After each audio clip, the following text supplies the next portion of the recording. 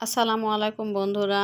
এই যে দেখো, ছাদ বাগানের টব থেকে কিছু ভেন্ডি উঠালাম। গাছগুলো অনেক পুরানো হয়ে গেছে, তাছাড়া গাছগুলো অনেক যত্ন নিতে পারিনি, যার কারণে গাছগুলা হলুদ হয়ে গেছে, ঠিকভাবে পানি দিতে পারি না। তারপরে মাশাআল্লাহ বেশ কতগুলো ভেন্ডি হয়েছে।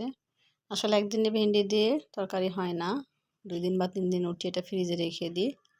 তারপর যখন একসাথে কিছুটা হয় তখন সেগুলো ভাজি করি অথবা রান্না করি। তো যেটাই হয় না কেন, নিজের হাতে লাগানো গাছের সবজি মাশাআল্লাহ অনেক সুন্দর বা ভালো লাগে, মন থেকে একটা আনন্দ পাওয়া যায়।